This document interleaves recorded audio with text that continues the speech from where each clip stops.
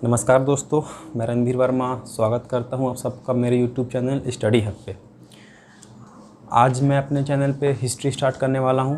Polity भी start कर दिया है मैंने। फंडामेंटल राइट्स पूरा 6 से 7 वीडियो मैंने कवर किया हुआ है बड़े अच्छे तरीके से। और इसके बाद मैं ज्योग्राफी भी स्टार्ट करने वाला हूँ। तो मिडाइवल इंडिया पढ़ने से पहले अगर आप हिस्ट्री पढ़ने वाले हैं तो हिस्ट्री को हम 3 पार्ट्स में बांट के पढ़ते हैं। पहला एंशिएंट इंडिया, प्राचीन भारत। दूसरा मिडाइवल इंडिया, मध्यकालीन भारत। तीसरा मॉडर्न इंडिया यानी कि आधुनिक भारत। तो आज हम आपको पढ़ाने वाले हैं मिडाइवल इंडिया यानी कि मध्यकालीन भारत। लेकिन मध्यकालीन भारत पढ़ने से पहले कुछ परिस्थितियों को आपको समझना होगा, क्योंकि इसमें जितने जो भी राजा थे जो यहाँ जब ये स्टार्ट हुआ हमारा मध्यकालीन भारत, वो क्यों हुआ, भारत पे विदेशियों का आक्रमण क्यों हुआ, क्यों वो भारत पर आके आक्रमण करके यहाँ की धन संपदा को लूट कर लेकर जाते हैं और यहाँ पे एक अपनी जो सल्तनत है उसकी स्थापना करते हैं, जिसे हम दिल्ली सल्तनत के नाम से जानते हैं, जिसका कार्यकाल 1206 से लेकर 1526 तक रहता है, जिसमें मुख्य तौर पे आपके गुलाम खिलजी, तुगलक, सैयद लोदी वंशज होते हैं। हम एक एक करके इन्हें पढ़ेंगे, डिटेल में पढ़ेंगे। उसके बाद 1526 के बाद जो दिल्ली सल्तनत का आखिरी राजा होता है इब्राहिम लोदी, उसे बाबर हराकर मुग़ल एम्परर की स्थापना करते हैं 1526 में। और फिर वहाँ से मुग़ल एम्परर स्टार्ट होता है जो कि 1858 तक चलता है। और इस दौरान बहुत सारे मुग़ल राजा आते हैं, जैसे कि बाबर, हुमायूं, अकबर, जहांगीर, शाहजहां, औरंगजेब और भी बहुत। ठीक है, तो इन सबको हम डिटेल में पढ़ेंगे। लेकिन उससे पहले हमको कुछ इसका बैकग्राउंड समझना होगा कि वो आखिर ऐसी क्या स्थितियां बनी थी जिसके कारण भारत में विदेशी मुस्लिम आक्रमणकारी मोहम्मद बिन कासिम, मोहम्मद गजनी और ये मोहम्मद गौरी आक्रमण करते हैं। और फिर इन्हीं का ये देन होता है कि दिल्ली सल्तनत की स्थापना होती है, जिसमें गुलाम वंश वगैरह जो आते हैं हम इन्हें देखेंगे, तो उनको समझना पड़ेगा। ठीक है, तो मैं यहाँ पे आपको आज जो मिडाइवल इंडिया स्टार्ट करने वाला हूँ, लेकिन वो मिडाइवल इंडिया का टॉपिक नहीं है, इसका कुछ बैकग्राउंड है, उसको हमको पढ़ना है। इस बिना पढ़े हम मिडाइवल इंडिया नहीं पढ़ सकते हैं, मध्यकालीन भारत नहीं समझ सकते हैं, और आपको समझ में नहीं आएगा। और मेरा उद्देश्य यही होता है कि मैं एकदम बेसिक से लेके चलूं, ताकि जिसे अगर जीरो नॉलेज भी है, कुछ नहीं पता, पहली बार पढ़ रहा है, तो भी उसे समझ में आए कि हम क्या पढ़ने वाले हैं। अगर मैं डायरेक्ट कुतुबुद्दीन ऐबक से स्टार्ट करता, ठीक है, दिल्ली सल्तनत के पहले शासक से, तो कुछ फ़ायदा नहीं होता आपको, बस आप रट सकते थे, फिर 1 हफ्ते बाद, 2 हफ्ते बाद, 1 महीने बाद भूल जाते। लेकिन हिस्ट्री को हमें कहानी के माध्यम से पढ़ेंगे तो लंबे समय तक याद रहेगा। तो चलिए हम देखते हैं क्या हमको इस्लाम के बारे में थोड़ा पढ़ना पड़ेगा। ठीक है, क्योंकि हम देखेंगे कि जो मुग़ल कालीन शासक होते हैं या फिर दिल्ली सल्तनत के जो शासक होते हैं, जो राजा होते हैं, वो सारे मुस्लिम्स होते हैं। तो मुस्लिम्स का बहुत बड़ा रोल यहाँ पे रहता है। तो हमें मुस्लिम यानी कि इस्लाम धर्म के बारे में पढ़ना पड़ेगा, थोड़ा सा उन्हें समझना पड़ेगा कि वो क्या कहता है। ठीक है, उनके संस्थापक कौन थे। तो चलते हैं सऊदी अरब। ठीक है, सऊदी अरब में चलते हैं और ईस्वी ले लेते हैं 570 ईस्वी, यानी कि 570 ईस्वी की बात है, 570 AD की बात है। सऊदी अरब में मक्का नामक एक जगह पे, यहाँ पे लिखा हुआ है, आप देख सकते हैं, वहाँ पे प्रॉफिट ऑफ मोहम्मद का जन्म होता है। ठीक है, जिसे हम पैगंबर मोहम्मद भी कहते हैं, पैगंबर साहब या पैगंबर मोहम्मद, प्रॉफिट ऑफ मोहम्मद के नाम से ये जाने जाते हैं, जो इस्लाम के संस्थापक हैं। इनका जन्म मक्का में होता है 570 AD में। कहाँ पे है ये? साउथ अरब यानी कि सऊदी अरेबिया के साउथ वाले पोर्शन में। ये देखिए, सऊदी अरेबिया का छोटा सा मैंने मैप बना रखा है। यहाँ पे मक्का है, यहाँ पे मदीना है, तो ये मक्का में इनका जन्म होता है। ठीक है, जो कि सऊदी अरेबिया का साउथ वाला पार्ट होता है। इनके पिता का नाम अब्दुल्ला था, माता का नाम अमीना और पत्नी का नाम खातीजा। कभी कभी यहाँ से प्रश्न बन जाते हैं। ठीक है, माता पिता और पत्नी का नाम पूछ लिया जाता है एग्ज़ाम्स में, SSC वगैरह के एग्ज़ाम्स में, ऑब्जेक्टिव जैसे, तो आप इनको देख सकते हैं। इस्लाम धर्म का जो मेन एम था, जो प्रॉफिट मोहम्मद के द्वारा दिया गया था, वो था मोनोथेसेटिक यानी कि एक ईश्वरवाद। इनका कहना था कि जो भगवान है, जो गॉड है, वो एक है, और वो कौन है? अल्लाह। ठीक है, अल्लाह ही पूरे संसार का या पूरे विश्व का एकमात्र भगवान है। लेकिन उसमें हो क्या रहा था कि सऊदी अरेबिया में बहुत सारे समुदाय अलग अलग धर्म को मानते थे और उनकी अलग अलग प्रतिमाएं थी, अलग अलग वो पूजा करते थे, अपने मूर्ति पूजा करते थे, कोई किसी और का पूजा करते थे, कोई प्रकृति का पूजा करते थे। लेकिन प्रॉफिट ऑफ मोहम्मद का कहना था कि आइडियल वर्शिप नहीं होना चाहिए, ठीक है। मूर्ति पूजा का वो विरोध करते थे।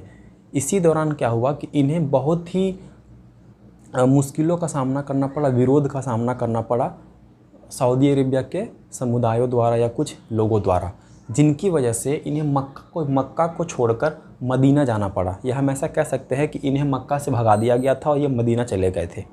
मदीना में यहाँ पे वो कुछ साल रहने के बाद जो कुरान की होली बुक है, ठीक है, जो उनका जो ग्रंथ है जिसे हम कहते हैं कुरान, उसको वहाँ पे वो लिखते हैं। कहाँ पे लिखते हैं? मदीना में लिखते हैं। ये क्वेश्चन पूछा जा चुका है। मक्का में जन्म होता है, मदीना में जाते हैं, मदीना में रहने के बाद वहाँ पे वो कुरान का निर्माण करते हैं या कुरान को वो लिखते हैं, कंपोज करते हैं, ठीक है। In Medina composed holy Quran book, ठीक है। उसके बाद उनकी मृत्यु 632 में हो जाती है। उसके बाद जो इनका सक्सेसर होता है 632 के बाद जब इनकी मृत्यु हो जाती है तो इनका जो पहला उत्तराधिकारी होता है उसे हम कहते हैं खलीफा, यानी कि उस पोस्ट का नाम दे दिया गया खलीफा। और जो पहला खलीफा थे वो थे अबू बकर। याद रखना इंपॉर्टेंट है, पहला खलीफा कौन थे? अबू बकर। अब जो खलीफा आए तो इन्होंने थोड़ा सा इनसे भिन्न होकर सोचना स्टार्ट किया। जो प्रॉफिट मोहम्मद साहब थे, इनकी सोच थी कि मोनोथेसेटिक, यानी कि एक ईश्वरवाद, एक ईश्वर एक ही है, गॉड एक ही है जो कि अल्लाह है, और क्या है, आइडियल वर्शिप नहीं करना है, मूर्ति पूजा नहीं करना है। लेकिन जो इसके सक्सेसर आए, जैसे जैसे समय बीतता गया और इनके उत्तराधिकारी आते गए, तो फिर ये जो इस्लाम धर्म था वो दो पार्ट्स में डिवाइड हो जाता है। एक शिया, एक सुन्नी, और दूसरा शिया, यानी कि शिया और सुन्नी में डिवाइड हो जाता है, बट जाता है। आप ऑफकोर्स यह नाम आपने सुना होगा, ठीक है, और ये मक्का मदीना का भी नाम आपने सुना होगा। यहाँ पे हज जाते हैं लोग हज करने, ठीक है। तो शिया सुन्नी में जब ये डिवाइड हो गया तो अब ये दोनों में अंतर क्या था? अंतर ये था कि जो सुन्नी थे, सुन्नी जो थे वो प्रॉफिट ऑफ मोहम्मद की टीचिंग्स पे बिलीव करते थे। जो प्रॉफिट ऑफ मोहम्मद का उद्देश्य था, उनका जो एम था, वो उन पे बिलीव करते थे। और ये जो शिया थे, ये जो बाद में खलीफा आए, जो उनकी जो टीचिंग्स थी कि आइडियल वर्शिप भी करना है, मूर्ति पूजा भी करना है, और एक ईश्वरवाद वाला भी, तो ये इनको फॉलो करने लगे। तो जो सुन्नी वाले थे वो 80 to 85% थे पूरे वर्ल्ड में, ठीक है, जो कि आपको सऊदी अरब, दक्षिण पूर्व एशिया वगैरह में मिलेंगे।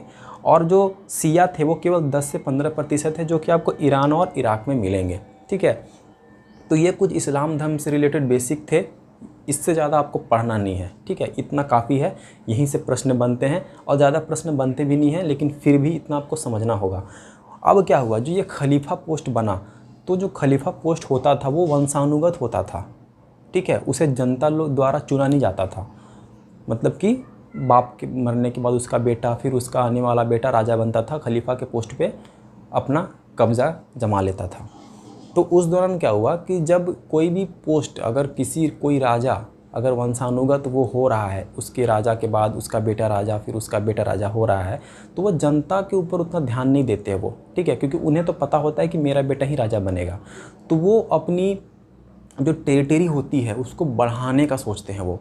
वो अपना राज्य विस्तार करने पे ज़्यादा दिमाग लगाते हैं कि कैसे हम अपनी मेरा जो एरिया है उसको हम बढ़ाएं। तो सेम ऐसा ही हुआ कि जो खलीफा थे वो पूरे विश्व में चाह रहे थे कि मुस्लिम धर्म का प्रचार और प्रसार हो, क्योंकि जो खलीफा पोस्ट था वो पूरे विश्व के मुस्लिम का सर्वोच्च पद होता था, जो कि वो रिलीजियस हेड यानी कि धार्मिक प्रमुख और पॉलिटिकल हेड यानी कि राजनीतिक प्रमुख भी वही होते थे कि रिलीजियस में क्या डिसीजन लेना है और पॉलिटिकली क्या डिसीजन लेना है, धार्मिक तौर पे क्या डिसीजन लेना है और राजनीतिक तौर पे क्या डिसीजन लेना है, वो खलीफा ही लेते थे। तो उस दौरान क्या हुआ कि बहुत सारे मुस्लिम जो है वो इधर उधर अपने फैलकर और पूरे विश्व में मुस्लिम धर्म का प्रचार प्रसार करने लगे। उसी दौरान क्या हुआ कि 3 मुस्लिम आक्रमणकारी, मोहम्मद बिन कासिम, मोहम्मद गजनी और मोहम्मद गौरी, ये 3 मुस्लिम आक्रमणकारी भारत पर आक्रमण करते हैं। अब ये क्यों करते हैं, इसके पीछे कहानी है, आपको इसको डिटेल में पढ़ना है। मोहम्मद बिन कासिम, मोहम्मद गजनी और मोहम्मद गौरी। मोहम्मद गजनी के बारे में आपने सुना होगा, जो कि गुजरात में सोमनाथ मंदिर को इसने लूटा था और भारत पे 17 बार आक्रमण किया था। तो हमें इन तीनों को डिटेल में पढ़ना है।